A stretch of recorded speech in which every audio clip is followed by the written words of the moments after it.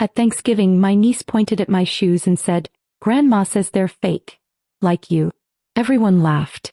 That night, I canceled the $900 payment that covered her dance lessons. Forever. I had already finished my glass of wine when my niece pointed at my feet and said this. "Grandma says your shoes are fake and so are you." The room erupted. Laughter erupted from all sides. I froze halfway through, fork in hand.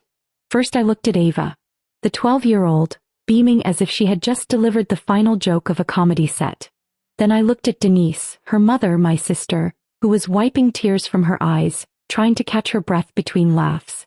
My mother had already finished her second glass of Pinot and nodded, smiling as if the comment was some wise observation.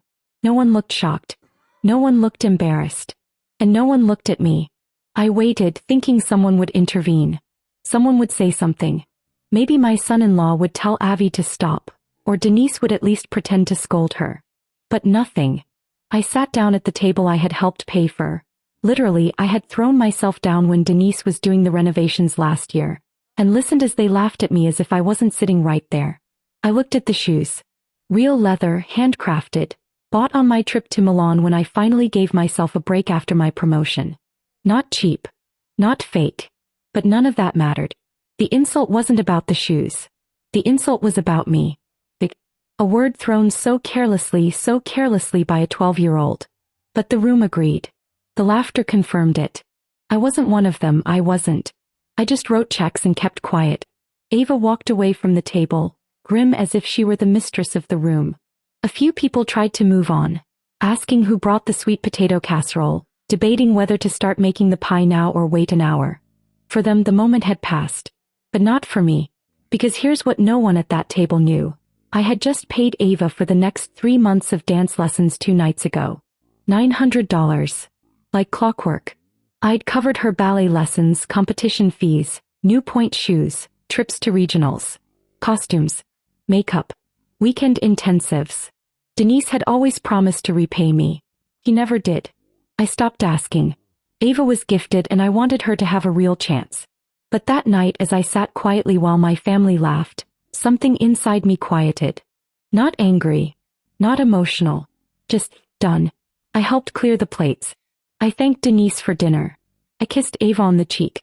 I smiled as if nothing had happened. Then I left without taking the leftovers, which I usually did.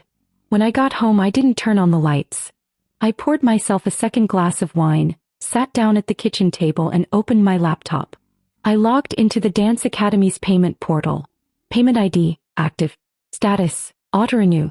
Next payment, December 2nd, $900. I clicked cancel. The screen asked, "Are you sure you want to cancel future payments?" Yes. I didn't send a message. I didn't email Denise. I didn't alert Ava's coach. Let it be. Let Denise explain to her daughter why the academy is suddenly not letting her attend rehearsals next week. Let her try to find the money she never managed to save. Let them call and text and suffer from guilt. They drew the line that night, not me. I just decided I wasn't going to cross it again. The first call came 2 days later. I let it ring. Denise didn't leave a voicemail. Just called again. And again. By the 5th missed call, she switched to text. "Hey. Random question. Did the academy try to charge you early? I think something's wrong with their billing system. Ava said she got pulled aside at rehearsal today. Embarrassing. Can you call me?" I didn't respond. I didn't even open the messages on my phone. I read them from my lock screen, put it down and went back to my coffee. Ava getting pulled aside was no glitch. The academy doesn't do warnings. I know that because I'd sat in on the policy meeting when they first bumped her to the senior group. No payment, no participation. That's how they keep things afloat. She'd have shown up, ready to rehearse, and someone would have had to walk her out of the studio. I didn't feel good about that. But I didn't feel bad either. That afternoon my mother called. I picked up out of habit. She didn't even say hello. Just jumped right in. "So now you're punishing the child?" I didn't answer right away. I wanted to see how far she'd go. "She's 12. You're the adult. If you had a problem with something she said, you should have talked to her. Or her mother." This was petty, Viola. Embarrassing. There was again. That word. I asked her if she wanted to talk about what she said. About my shoes. About me. She deflected, said she was joking, and didn't think Ava would repeat it. But she wasn't apologizing. None of them were. They weren't sorry for what they said, just for what came after. That's when I realized something else. They never really saw the $900 a month as a sacrifice. To them it was just what I was supposed to do. A monthly tax for being the single childless one. I had a good job, no husband, no dependents, so of course I could afford it. To them I wasn't helping. I was fulfilling a duty. So when I took that away, it wasn't seen as a boundary. It was betrayal. Later that week I found out Ava had been removed from the winter showcase. They were only a month out, and the academy doesn't let unpaid students perform. Too many families had abused the system before. Denise still hadn't called to apologize. Not once. But what she did do. She started calling other relatives.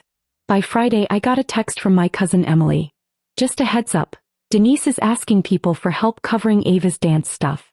She said you had a breakdown or something. That one got me. A breakdown? That's how she was spinning it. Not that her daughter insulted the person funding her passion in front of the whole family. Not that she laughed along, not that she never once tried to fix it. But that I must be unstable. And the worst part? People were starting to believe her. Emily told me she said I'd been acting weird for months, and that I was probably jealous of Ava. Jealous. Of a 12-year-old. I told Emily the truth. Short simple. Just that I wasn't paying for dance anymore. No breakdown. No drama. Just done. But even that wasn't the end of it. Because the next knock at my door wasn't a phone call. It was Denise. And she didn't come alone. It was Sunday morning when the knock came. Sharp and fast, like someone wasn't planning to leave without an answer. I already knew who it was. I stood at the kitchen sink with the faucet running, letting the water hit a mug I wasn't washing, just listening. The knock came again. Then the doorbell. When I finally opened it, Denise was standing there with Ava just behind her, arms folded, chin tucked down. Denise didn't waste a second. We need to talk. I stepped back and let them in. I didn't say anything. I didn't offer coffee. Denise sat down like she owned the place. Ava stayed near the door, staring at the floor. Denise started in a voice too calm to be sincere, talking about how we're family and how things got out of hand. Then she said Ava had been repeating something she didn't really understand, and that it wasn't meant the way it came out. I looked at Ava. She didn't speak. Not once. Then Denise got to the real point. She's been dropped from the showcase. You know how hard she's worked. Can't you just pay this last time? I asked her if Ava had anything to say to me. Denise went quiet, then looked at her daughter like she was queuing up a performance. Ava mumbled something. I caught the words sorry and just a joke, but none of it sounded real. I told Denise the answer was still no. That's when she dropped the polite act. Are you seriously going to ruin her shot at the company over a dumb comment? One mistake. After everything we've done for you. I almost laughed. I asked her what exactly had they done for me. She didn't answer. She changed tactics. Said she didn't have the money right now but could pay me back in installments. She offered $200 a month. Said Ava would never forget this kindness. I told her I wasn't interested in being paid back. I just didn't want to be involved anymore. Ava started to cry then, or at least she made the sound of crying. No tears. Just a kind of whimper that she knew adults would react to. But not this time. I was watching Denise. She was unraveling fast. She stood up and started pacing, said I was punishing a child to make a point, said I'd always been cold, always self-righteous, that no one in the family was surprised I was doing this. He called me bitter. Said I was mad because I didn't have a daughter of my own. And that's when something in me hardened. Not snapped. It was more permanent than that. I walked to the front door and opened it. She stared at me like she couldn't believe I was ending it that way. Ava shuffled past, still not making eye contact. Before Denise stepped out, she turned around and said something I'll never forget. You don't cut family off over something like this. You're going to regret it. I told her that's exactly what I was doing. I closed the door. And I locked it. And this time I didn't feel guilty. The silence didn't last. 2 days later, I started getting messages from family members I hadn't heard from in years. Cousins I barely knew. An aunt I hadn't spoken to since my father's funeral. Each message started the same way. I heard what happened. Then came the opinions, advice, accusations. Some thought I was overreacting. Others said they were disappointed in me. A few danced around it trying to play peacemaker. But every single one of them had one thing in common. They all believed Denise's version of the story. According to her, I'd exploded at Thanksgiving over a harmless joke, stormed out, and then vindicatively pulled Ava from dance to get revenge. She said I'd been under pressure at work, that I was lonely, and that I was lashing out at the only people who cared about me. She left out the part where she laughed. The part where she never apologized. The part where her daughter humiliated me in front of a table of people and no one said a thing. I didn't respond to any of the messages. Instead, I watched as they tried to rewrite the story in real time. That weekend, I found out from a friend, not a family member, that Denise had started a GoFundMe to save Ava's dance future. The title, When Family Fails You. She framed it like I'd cut Ava off out of spite with no warning, putting her dreams in danger. She even attached photos of Ava in her costumes, makeup perfect, smiling like the picture of innocence. It spread fast. People shared it, donated, left comments like "Shame on whoever did this," and "Stay strong, Ava." I didn't know what to say. I had the receipts, the tuition payments, the flight confirmations, the competition fees I'd covered for over a year. But putting that online would make me look just as petty as she was accusing me of being. I stayed quiet. Until one night I got a call from the academy director herself. Someone I'd spoken to often, someone who knew exactly who had been footing the bill all this time. She told me Denise had tried to set up a new payment plan using someone else's card, but it didn't go through. She also mentioned carefully that Ava had missed 2 rehearsals and wasn't handling the pressure well. The academy was willing to hold her spot for a few more days. But without full payment, she'd be removed from the company. I asked if Denise knew that. The director said yes. He knew. She was just stalling, hoping someone else would pick up the bill before then. A few days later, Ava was officially removed from the program. No showcase. No refund. I didn't celebrate. I didn't feel vindicated. I felt relieved. Because now there was nothing left to argue about. No more payments, no more decisions to make, no more pretending this was something that could still be fixed. And for the first time in a long time I stopped checking my phone. A week passed with no new calls. No messages. No knocks at the door. It was eerie. I thought maybe Denise had finally accepted it. That the money was gone, the support was gone, and I wasn't coming back. But of course it wasn't over. He was just regrouping. Because the next thing I heard was that she'd shown up at my mother's house with Ava, practically in tears, spinning the whole story again. This time for sympathy, not money. She told my mom I was unstable, that I'd always been jealous of her life, that I was just looking for a reason to disappear. She said Ava didn't even know what she was saying at Thanksgiving, that she'd heard the comment and just repeated it without meaning anything. She painted herself as a single mom doing her best, and me as the bitter, resentful aunt who'd used a child's mistake as an excuse to abandon the family. I found out because my mother called me. "You've made your point," she said. "Now fix it." I asked her what exactly she thought I needed to fix. She said Ava was miserable. She wasn't eating. She was skipping school. She'd lost her place in something she loved. "She's just a kid." I stayed silent.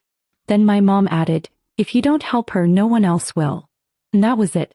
That was the line that told me everything. This wasn't about Ava. This wasn't about a child learning a lesson. This was about the fact that I'd always helped. And the second I didn't, the whole system cracked. I wasn't the villain. I was the spine. The structure holding up parts of a family that never gave anything back. When I withdrew, everything collapsed. And now they were furious that I wasn't coming back to lift it all again. I told my mom I wasn't paying for dance anymore. That was done. She said, "Then maybe we don't have anything else to say." And she hung up. I stared at the phone for a long time. Not angry. Not sad. Just clear. It was like waking up from a dream I didn't realize I'd been in for years. All the birthdays I paid for. The emergency car repairs I covered for Denise. The groceries I dropped off when she didn't have time to shop. The babysitting. The quiet picking up of pieces. None of it mattered. The moment I stopped serving a purpose, I became disposable. That night, I went into my closet and packed up every dance-related thing I had ever bought for Ava that was still in my house.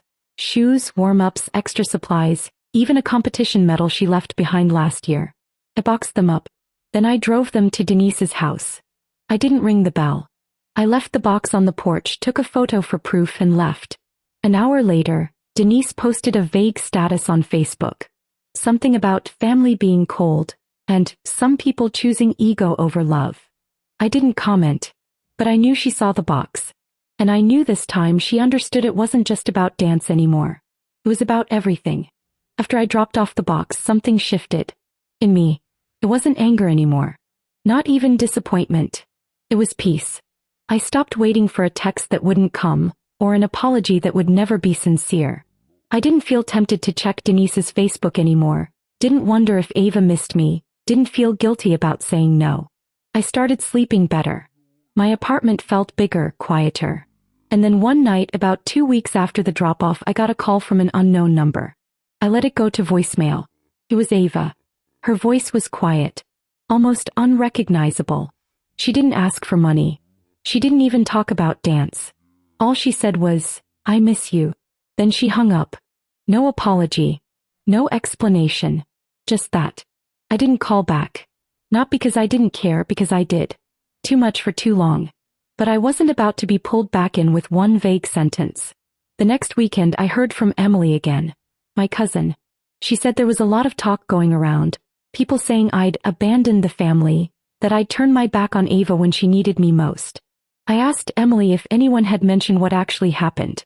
She said no. They weren't interested in the truth. They just needed someone to blame for how ugly everything had gotten. So I told her something I hadn't said out loud to anyone yet. I'm done with them. All of them.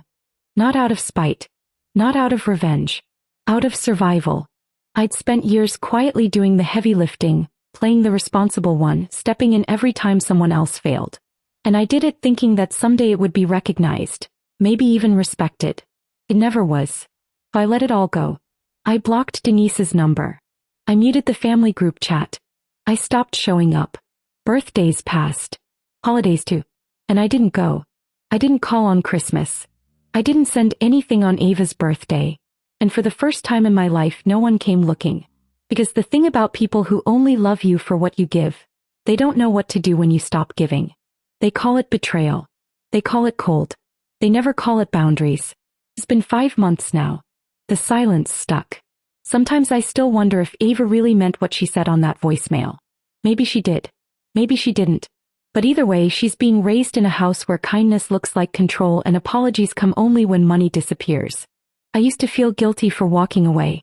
Well, I feel free. I kept that voicemail though. Not because I'm hoping for anything, just to remind myself that even when people don't see you, they still feel the absence when you finally leave.